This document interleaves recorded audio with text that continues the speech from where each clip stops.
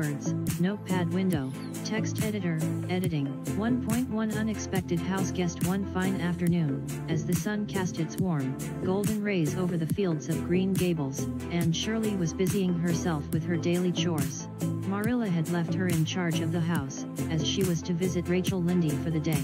Anne felt a sense of pride and responsibility, knowing that she had earned Marilla's trust.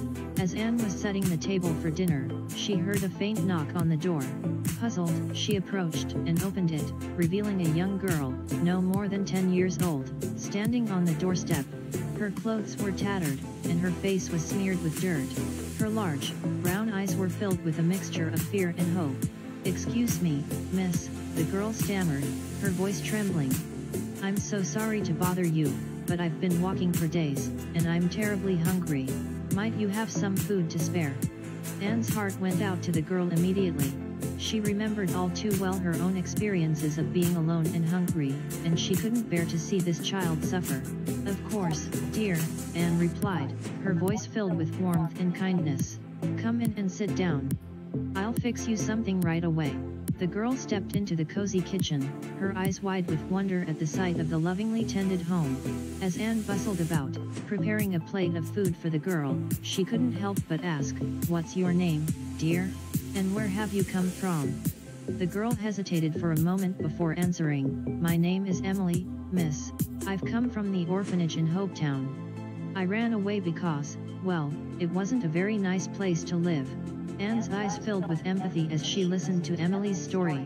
It reminded her of her own past, and she knew that she couldn't turn her back on this girl. She would help Emily in any way she could, even if it meant defying Marilla's strict rules. As Anne continued to care for Emily, she found herself growing fond of the girl. She admired Emily's determination and resilience, as well as her vivid imagination, which reminded Anne of her own younger self. Despite their hardships, the two girls found solace in each other's company, and a bond began to form between them. But Anne knew that she couldn't keep Emily's presence a secret from Marilla forever. As the sun began to set, casting a warm glow over Green Gables, Anne resolved to speak to Marilla about Emily, hoping that she would find it in her heart to help the young girl, just as she had helped Anne herself. B.A. Herbison continued. 1.2 A difficult conversation. As Marilla returned to Green Gables later that evening, Anne's heart raced with anticipation. She knew that convincing Marilla to allow Emily to stay, even temporarily, would not be an easy task.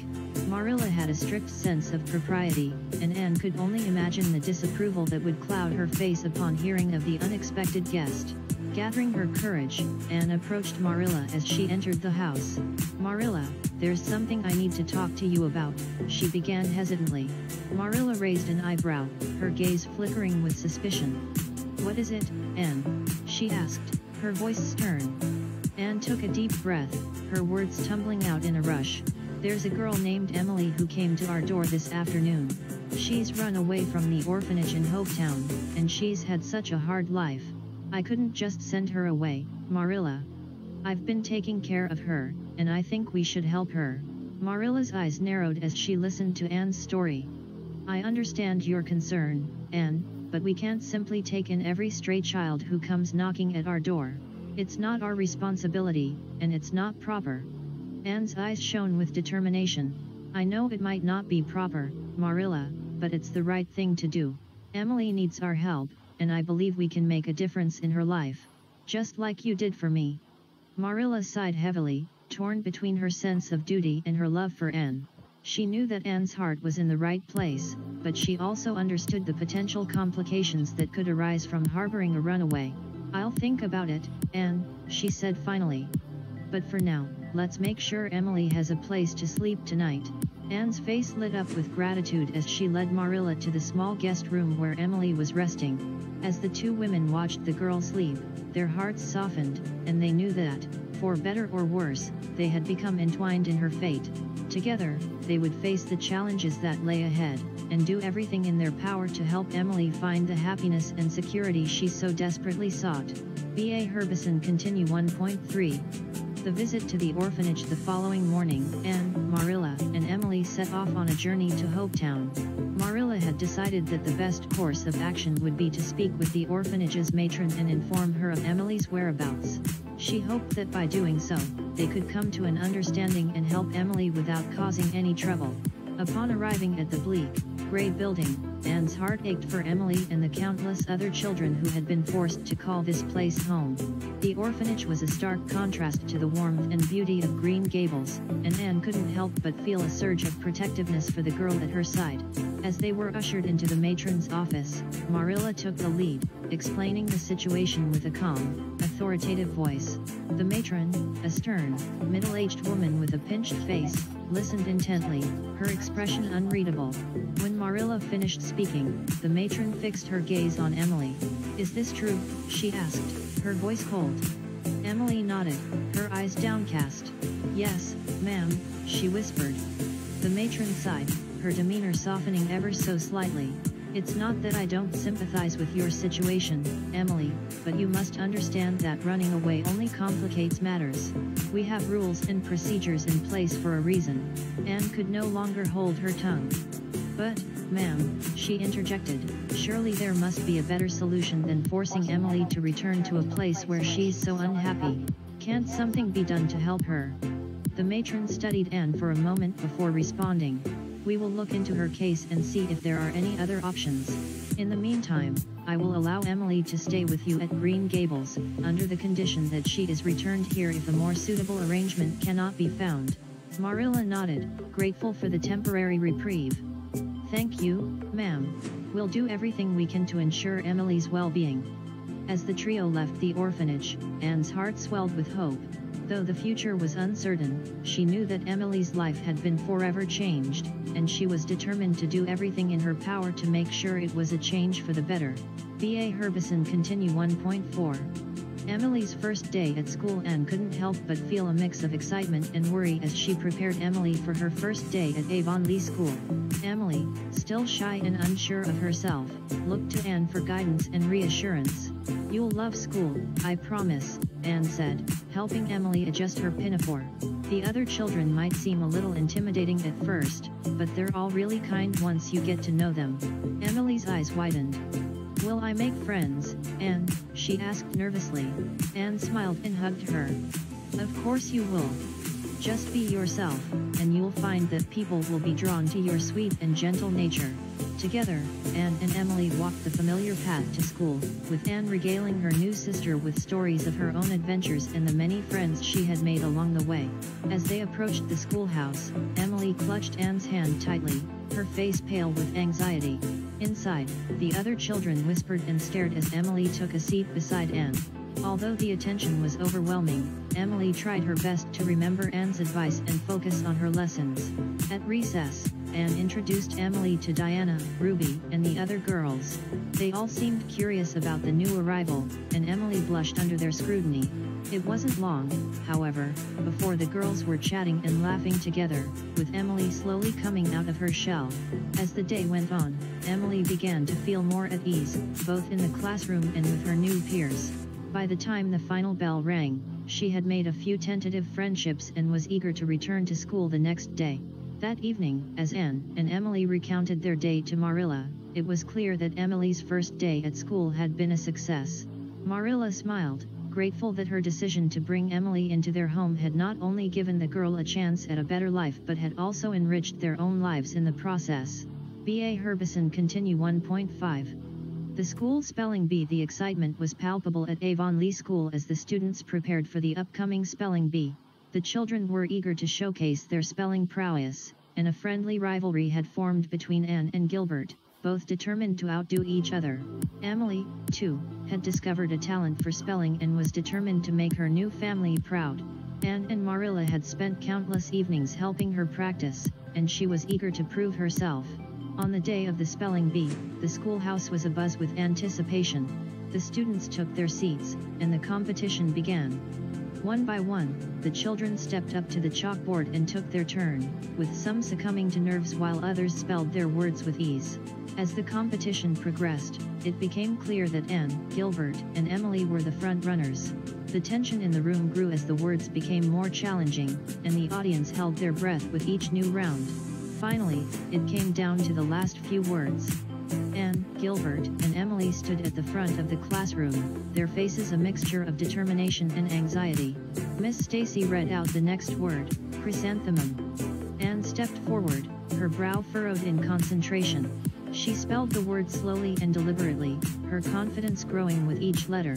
As she completed the word, a round of applause erupted from the audience, and Anne beamed with pride. Next, it was Gilbert's turn. Miss Stacy gave him the word anti-disestablishmentarian. Gilbert hesitated for a moment before diving in, successfully spelling the lengthy word. The audience gasped in amazement, and Gilbert grinned triumphantly. Finally, it was Emily's turn. Miss Stacy read out her word, kaleidoscope. Emily took a deep breath and began to spell, her voice shaking slightly. As she reached the final letter, a hush fell over the room. B.A. Herbison Continue 1.6. A celebratory tea party. Miss Stacy paused for a moment before announcing that Emily had spelled her word correctly. The room burst into applause, and the three finalists exchanged proud smiles. The spelling bee had come to an end, and the students began to disperse, chatting excitedly about the event. Marilla, who had come to watch the competition, approached Anne, Gilbert, and Emily, her eyes shining with pride. "You all did wonderfully," she said warmly. "I am so proud of you, and I'm sure your families are too." As a way to celebrate the successful spelling bee, Marilla suggested hosting a small tea party at Green Gables for Anne, Gilbert, Emily, and their families. The children enthusiastically agreed, and plans were set in motion. On the day of the tea party, the sun shone brightly, casting a warm glow over Green Gables. The table was set with Marilla's finest china, and an array of delicious treats awaited the guests, including freshly baked scones, sandwiches, and an assortment of sweets. Anne, Gilbert, and Emily excitedly greeted their guests as they arrived. The atmosphere was light and joyful as everyone congratulated the children on their spelling bee success. Even Rachel Lindy, who could often be critical, had nothing but praise for the young spellers. As the tea party progressed, Anne, Gilbert, and Emily regaled their guests with stories of their preparation for the spelling bee and the excitement of the competition. Laughter and good cheer filled the room as everyone enjoyed the celebration. At the end of the day, the guests bid their farewells, their hearts full of happiness and pride. Anne, Gilbert, and Emily stood together, grateful for the memories they had made and the friendships they had forged. The tea party had been a perfect way to celebrate their accomplishments and to remind them of the importance of supporting one another in both challenges and triumphs.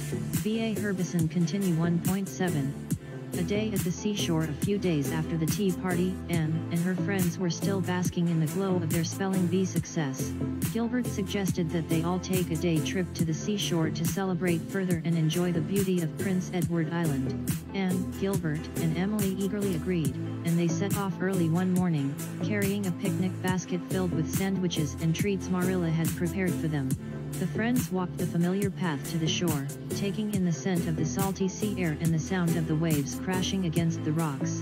Upon reaching the seashore, they spread a blanket on the soft sand and sat down to enjoy their picnic. The trio laughed and chatted as they ate, sharing their dreams and ambitions for the future. Anne spoke of her desire to become a writer, Gilbert expressed his interest in pursuing medicine, and Emily revealed her passion for art and painting. After the meal, the friends decided to explore the nearby tide pools. They marveled at the colorful sea creatures and plants that called the pools home, carefully avoiding the sharp rocks as they moved from one pool to another. As the day went on, they collected shells and bits of smooth sea glass, each piece a treasure they would keep as a memento of their day at the seashore. They also took turns burying one another in the sand, laughing and joking as they created elaborate sand sculptures around each other. As the sun began to set, casting a golden glow on the water, the friends gathered their belongings and made their way back to Green Gables. The day at the seashore had been one of pure joy and camaraderie, a reminder of the simple pleasures in life and the importance of cherishing the moments spent with good friends.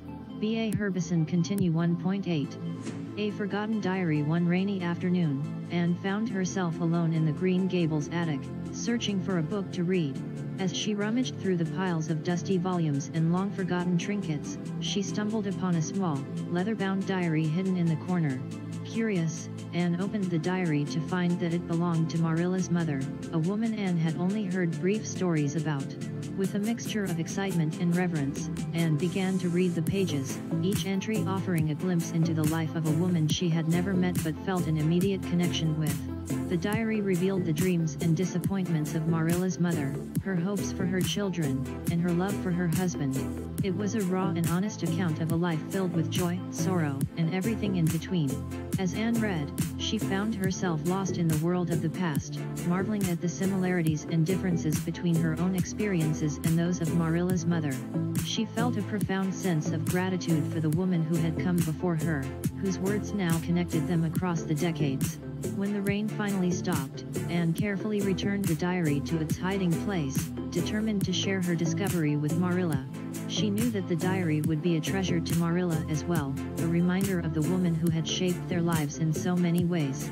As Anne descended the attic stairs, she couldn't help but feel a sense of kinship with the women of Green Gables, past and present. The forgotten diary had opened a door to the past and deepened Anne's appreciation for the strong, resilient women who had come before her, paving the way for her own dreams and ambitions. B.A. Herbison Continue 1.9. A lesson in forgiveness. One day, Diana came to Green Gables in tears, confessing to Anne that she had accidentally broken a cherished heirloom belonging to her mother. The beautiful porcelain vase had been a wedding gift, and Diana knew her mother would be heartbroken. Anne, wanting to comfort her friend, shared the story of the time she had accidentally dyed her hair green, emphasizing that everyone made mistakes. She then hatched a plan to help Diana make amends for the broken vase. Together, the girls searched for a suitable replacement, eventually finding a lovely, antique vase at a nearby shop. They pooled their money and purchased the vase, hoping it would ease the blow of the loss. When Diana presented the new vase to her mother, she tearfully apologized for the accident and offered the replacement as a token of her remorse. To Diana's surprise, her mother forgave her without hesitation, explaining that while the original vase held sentimental value, nothing was more important than the love and understanding between them. Diana's mother's forgiveness was a valuable lesson for both girls, showing them the power of grace and understanding in the face of adversity. As they walked back to Green Gables, Anne and Diana marveled at the resilience of the human spirit and the importance of forgiving not only others but also themselves. With newfound wisdom, Anne and Diana vowed to carry this lesson of forgiveness into their futures, knowing that it would serve them well in the face of life's inevitable challenges and setbacks. They walked arm in arm, grateful for the bond they shared and the love that bound them together. B.A. Herbison Continue 2.1. The picnic at White Sands. As spring blossomed into summer, Anne and Diana decided to plan a picnic at White Sands, a picturesque beach not far from Green Gables. The girls eagerly anticipated the day, making lists of all the delightful treats they would bring and imagining the fun they would have frolicking on the sandy shore. Marilla agreed to make her famous raspberry cordial and some sandwiches, while Diana's mother promised to bake her scrumptious cherry tarts. On the morning of the picnic, the girls packed a large basket full of their delectable treats and set off on their adventure. Upon arriving at White Sands, Anne and Diana were captivated by the beauty of the location. The beach stretched out before them, the sparkling ocean waves crashing gently on the shore. Seagulls soared above, their cries mingling with the laughter of other picnickers enjoying the warm summer day. Anne and Diana selected a perfect spot beneath a large, shady tree and spread out their picnic blanket.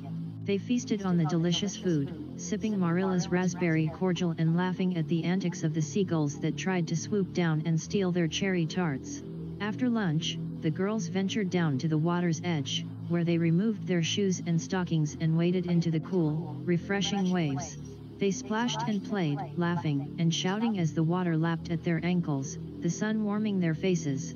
As the afternoon wore on, Anne and Diana decided to explore the beach's rocky tide pools, where they discovered a multitude of fascinating sea creatures. Anne, captivated by a tiny crab scuttling across the sand, excitedly shared her knowledge of marine life with Diana, who listened with rapt attention. B.A. Herbison Continue 2.2. A surprising discovery. As Anne and Diana continued their exploration of the tide pools, Anne spotted something glinting in the sunlight. Intrigued, she carefully picked her way over the slippery rocks to investigate. To her delight, she found a beautiful seashell, its iridescent colors shimmering in the light. "Look, Diana," Anne called out, holding up her find. "Isn't it the most exquisite seashell you've ever seen?" Diana hurried over and admired the shell. "It's lovely, Anne. You should keep it as a memento of our picnic." Anne agreed, tucking the shell safely into her pocket. The girls continued their exploration, finding more fascinating treasures among the tide pools, such as smooth, colorful pebbles and intricately patterned sea urchin shells. As the sun began to dip toward the horizon, Anne and Diana decided it was time to pack up and head home. They carefully stowed their treasures in the picnic basket and began their journey back to Green Gables. As they walked, Anne couldn't help but share her excitement about the day's discoveries. "Just think, Diana, these seashells and pebbles have traveled the world, carried by the ocean currents. They have so many stories to tell." Diana smiled at her friend's enthusiasm. "I suppose that's true, Anne. I'm glad we were able to make such wonderful memories today." The girls continued on, chatting and laughing as they made their way home, their hearts filled with the joy of their shared adventure. B.A. Herbison continued 2.3. A Tale of the Sea. The following day, Anne and Diana met again at the small bridge by the Avonlea schoolhouse, where they exchanged their recent finds from the shore. The girls decided to weave imaginative tales about their discoveries, using the seashells, pebbles, and other treasures as inspiration. Anne went first, holding up the iridescent seashell she had found. "This shell once belonged to a mermaid queen who ruled a vast underwater kingdom," she began, her eyes sparkling with excitement. "Her name was Queen Maris, and she was known far and wide for her kindness and wisdom." As Anne spun her tale, Diana listened in awe, captivated by the vivid images her friend painted with her words. She could see the mermaid queen sitting on her coral throne, her long, flowing hair adorned with pearls and seashells. The mermaid queen had many sea creature friends, Anne continued. "One day, a great storm threatened her kingdom, and she bravely led her friends to safety, saving everyone from the raging waves." When Anne finished her story, Diana clapped enthusiastically. "That was a beautiful tale, Anne. I could almost see the mermaid queen in her underwater kingdom." "Now it's your turn, Diana," Anne urged, handing her friend a smooth, green pebble. Diana hesitated for a moment, then began her tale. "This pebble was once a part of a hidden treasure chest, filled with gold coins and precious jewels." As the girls took turns sharing their stories, their friendship deepened, and the treasures they had found took on new meaning, enriched by the magic of their imagination. B.A. Herbison continued 2.4. The Avonlea Garden Club. A few days later, Anne and Diana found themselves involved in an exciting new project in Avonlea. The village had decided to start a garden club, and the girls eagerly volunteered to help plan and create a community garden. Marilla attended the first meeting of the club with Anne and Diana, offering her knowledge and experience as a gardener. The club members, including Mrs. Rachel Lindy and Mrs. Allen, discussed various ideas for the garden, such as the types of flowers and vegetables to plant, as well as the layout and design. Anne suggested planting a small grove of cherry trees in one corner of the garden, as a tribute to the beauty of the White Way of Delight. The idea was warmly received, and the girls were put in charge of selecting and planting the cherry trees.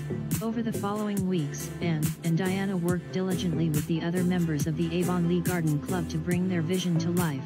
They carefully prepared the soil, planted seeds, and watered the young plants, watching with joy as the garden began to take shape. As the cherry trees blossomed and the flowers bloomed, the community garden became a source of pride and enjoyment for the entire village.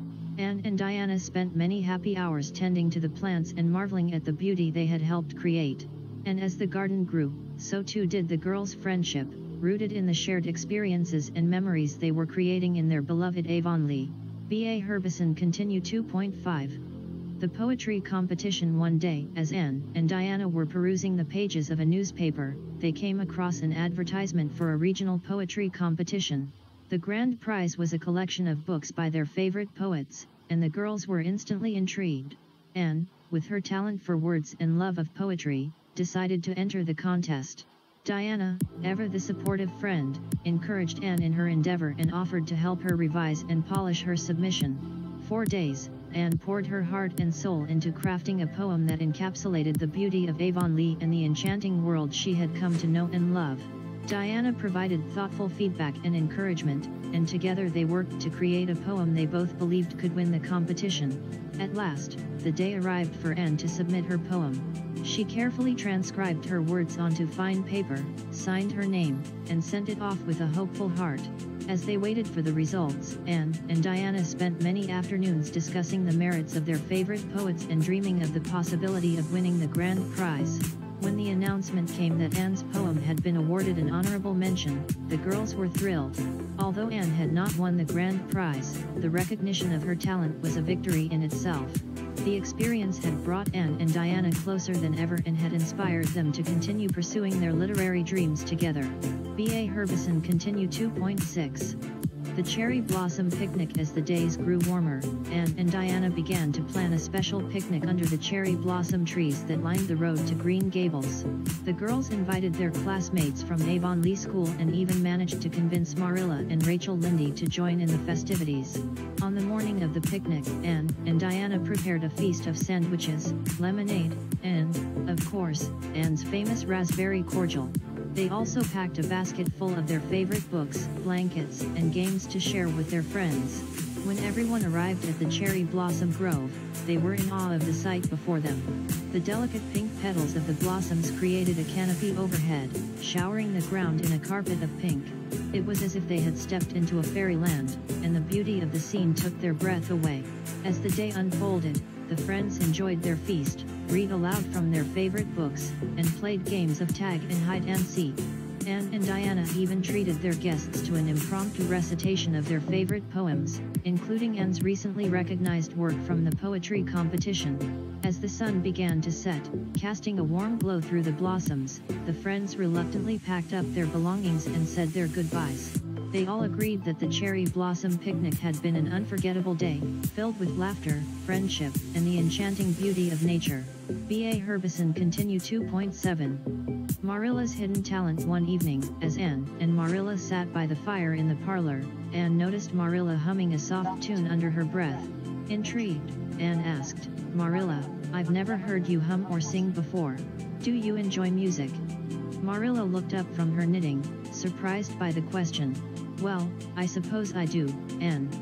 I used to play the piano when I was younger, but I haven't touched it in years." Anne's eyes sparkled with excitement.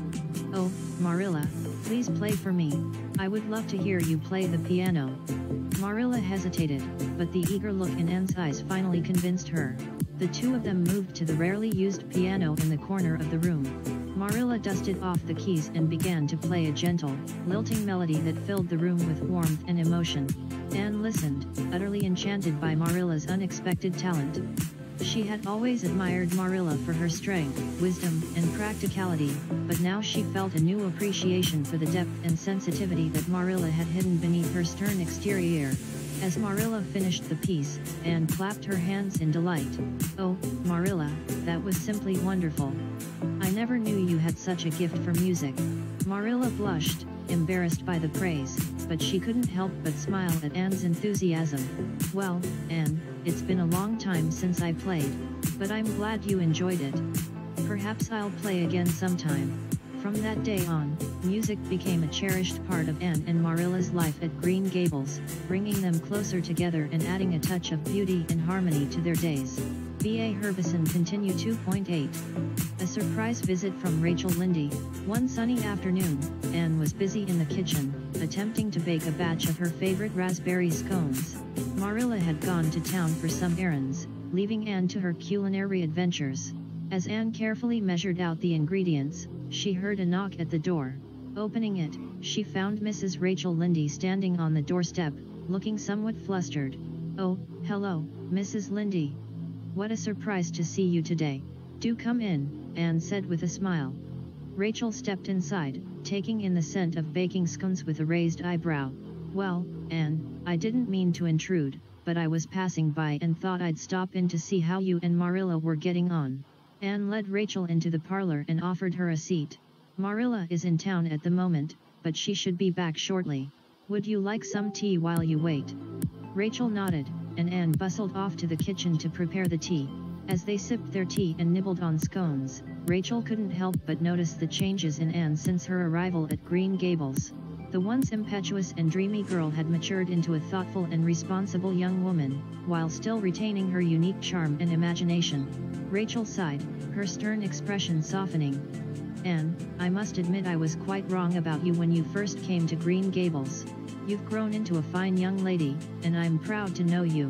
Anne blushed, touched by Rachel's words. "Thank you, Mrs. Lindy. Your friendship means a great deal to me." As the two of them chatted away the afternoon, Rachel couldn't help but feel a newfound affection for Anne.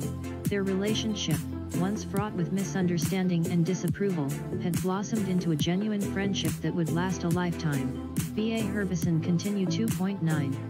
A misadventure in the woods. One Saturday, Anne and Diana decided to go on an adventure in the woods near Green Gables. The autumn leaves had turned the forest into a vibrant tapestry of reds, oranges, and yellows, and the crisp air seemed to beckon them further into the woods. As they walked, Anne entertained Diana with tales of the woodland spirits she imagined dwelling among the trees. "I'm quite certain that dryads and naiads live here, Diana. Can't you just feel the magic in the air?" Diana, ever the loyal friend, played along, enjoying the stories that Anne's imagination conjured up. They continued deeper into the woods, so enraptured by their adventure that they didn't realize how far they had wandered from home. As the sun began to set, Anne and Diana suddenly realized they were lost. The woods, which had seemed so inviting earlier, now took on a more sinister air as shadows stretched across the forest floor. Anne tried to put on a brave face, but she couldn't help the shiver that ran down her spine. "We must retrace our steps, Diana," Anne said, her voice wavering slightly. "I'm sure we can find our way back before it gets too dark." The two girls started back the way they had come, but the dimming light and the confusing tangle of trees and underbrush made it difficult to find their path. As the last rays of sunlight disappeared, Anne and Diana huddled together, their hearts pounding with fear. Just as they were beginning to lose hope, they heard the distant sound of a familiar voice calling their names. "Anne. Diana. Where are you?" "Matthew." Anne cried out, relief washing over her. "We're here, Matthew. We're lost in the woods." Guided by his steady voice, the girls stumbled through the darkness until they found Matthew waiting for them, a lantern in hand. His face was etched with worry, but his eyes shone with relief as he wrapped them both in a warm embrace. "Thank goodness you're both safe," he said, leading them back to Green Gables. "We were worried sick when you didn't come home." As they walked, Anne couldn't help but think that even in their darkest moments, the love and support of their family and friends were the true magic that would always guide them home. B.A. Herbison Continue 3.1. The charitable bazaar. The village of Avonlea buzzed with excitement as the residents prepared for a charitable bazaar to raise funds for the local schoolhouse. Marilla, Anne, and Diana were all eager to help, and they decided to organize a stall selling homemade jams and preserves. In the days leading up to the bazaar, the Cuthberts' kitchen transformed into a hive of activity. Anne, Marilla, and Diana worked tirelessly, stirring pots of bubbling fruits and sugar, and carefully spooning the mixtures into jars. The scent of raspberries, strawberries, and currants filled the air, mingling with the sweetness of their friendship and laughter. Meanwhile, Rachel Lindy busied herself with organizing the other stalls and activities, her usual bossy manner softened by the excitement of the upcoming event. The whole village seemed to come together in the spirit of generosity and goodwill. The day of the bazaar dawned bright and sunny, with a warm breeze rustling through the trees. Green Gables lawn was transformed into a lively fairground, with stalls selling all manner of homemade goods, from quilts and knitted scarves to pies and pastries. There were also games and activities for the children, including a sack race and a guess the weight of the pumpkin contest. Anne, Marilla, and Diana proudly displayed their collection of jams and preserves on a table draped with a white lace tablecloth. Their colorful jars sparkled in the sunlight, attracting the attention of many passers-by. As the day wore on, the three friends enjoyed watching the happy faces of the villagers as they sampled their wares. They received countless compliments on the deliciousness of their preserves, and their jars sold like hotcakes. At the end of the day, the bazaar was declared a resounding success, having raised more than enough funds for the schoolhouse repairs. The villagers, tired but happy, congratulated each other on a job well done. As Anne, Marilla, and Diana walked home, their arms laden with the few remaining jars of preserves, Anne couldn't help but feel a warm glow of contentment. Isn't it wonderful how the whole village came together for a good cause? She mused. It truly is a blessing to be part of such a loving community. And as the sun set over the fields of Avonlea, Anne knew that she had found a place where she truly belonged, surrounded by the love and support of her family and friends. B.A. Herbison continued 3.2. An unexpected visitor a few days after the bazaar, as the quiet routine of Green Gables resumed, a knock at the door interrupted Anne's afternoon reading. Marilla answered, only to find a distinguished-looking gentleman standing on the doorstep. "Good afternoon, madam," the man said, tipping his hat. "My name is M.R. Edward Allen, and I'm a writer for the Charlottetown Gazette. I've heard about the recent charitable bazaar in Avonlea and would like to write a feature on it. I understand that your household played a significant role in its success."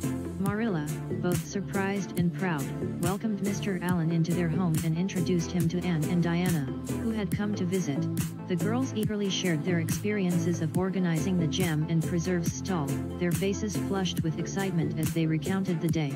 Mr. Allen listened attentively, taking notes and occasionally asking questions. He was particularly interested in Anne's enthusiastic descriptions of the day and the warmth of the Avonlea community. After an hour or so, Mr. Allen thanked the girls for their time and prepared to leave. "I must say, Miss Anne, you have a remarkable way with words. Have you ever considered writing for a newspaper or perhaps even a book?" Anne's eyes shone with excitement at the prospect. "Oh, M.R. Allen, I would love to. Writing has always been a passion of mine, but I never imagined it could be something more." Mr. Allen smiled kindly. "Well, Miss Anne, if you ever have any stories or articles you'd like to submit to the Gazette, I'd be more than happy to review them. Who knows? Maybe you'll become a famous author one day." With that, Mr. Allen took his leave, and Anne was left with a newfound dream in her heart. The possibility of becoming a writer, of sharing her love for words and stories with the world, filled her with determination and a sense of purpose. That evening, Anne sat at her desk, pen in hand, and began to write. She wrote about the bazaar, the people of Avonlea, and the love that bound them all together. And as her words flowed, Anne knew she had found another way to express her love for the life she had been given in Avonlea. B.A. Herbison continued 3.3. Anne's first publication for days, Anne spent her spare time writing and editing her article about the bazaar. With the help of Marilla and Diana, she painstakingly revised her work, striving to capture the magic of the event and the spirit of the Avonlea community. When Anne finally deemed her article ready, she sent it to M.R. Allen at the Charlottetown Gazette with a mixture of excitement and trepidation. Days turned into a week, and Anne's anticipation grew, along with her fear of rejection. One afternoon, Anne returned from school to find Marilla waiting for her in the kitchen with a letter. "Anne, this arrived for you today," she said, her tone neutral. With trembling hands, Anne opened the letter and read the words written by M.R. Allen.